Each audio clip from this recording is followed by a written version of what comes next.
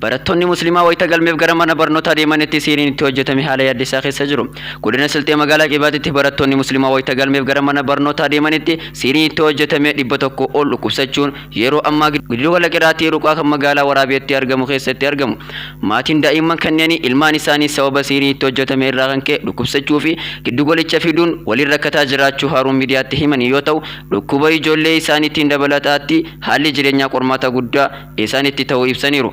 Naannoo giddu galeessa Itoophiyaa godinaalee garaa garaatti barattoonni muslimaa sababa uffannaa isaaniitiin gabatee barnoota irraa ari'amuun erga eegalamee buleera.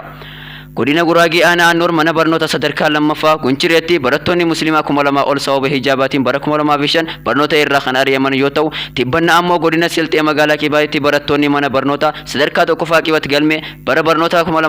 2016tiif wayita gara mana barnootichaa deemanitti sababa uffannaa isaaniitiif galmee dhorkamuun siiriinis itti hojjetame guutumaan guututti haala jechuun danda'amuun barattoonni of wallaalanii kufuun musliimoota barattoota kana irratti quraana dhageeffachiisuu fi dandamachiisuuf yaalanii irratti haalallee poolisiin fudhateen lubbuun nama tokko dabru masjida guddaa magaalichaa keessatti namoota baay'ee irra miidhaan qaqqabuun kan yaadatamudha. Manni marichaa turtii Suudiitti taasisaa tureen ijaarsi giddugala Islaamaa Najjaashii magaalaa Finfinnee naannawa Bulgaariyaatti ijaaramuu waggaa tokkoo fi baatii 6 keessatti akka xumuramuuf liigii musliimoota idil addunyaa walii galuu kan beese yoo ta'u, haaluma wal fakkaatuun ijaarsa waliyaas itti fufuuf akka raawwatamu barreessaa olaanaan mana marichaa Sheekh Hamid Musaa ibsaniiru. Gama biraatiin godina Siltee magaalaa Qibaatti sihiriidhaan wal qabatee haleellaa musliimoota nagaa irra ga'e dargaggoota muslimaa qaama nageenyaatiin ajjeefamee fi kanneen miidhamanii guddaan isaan irra qaqqabe wal qabatee gaafii ka'eef majlisichi dhimmicha xiyyeeffannaan hordofaa jiraachuu pirezidaantiin mana maree dhimmoota islaamummaa Itoophiyaa Sheekh Haji Ibrahim Tufaa beeksisanii jiru.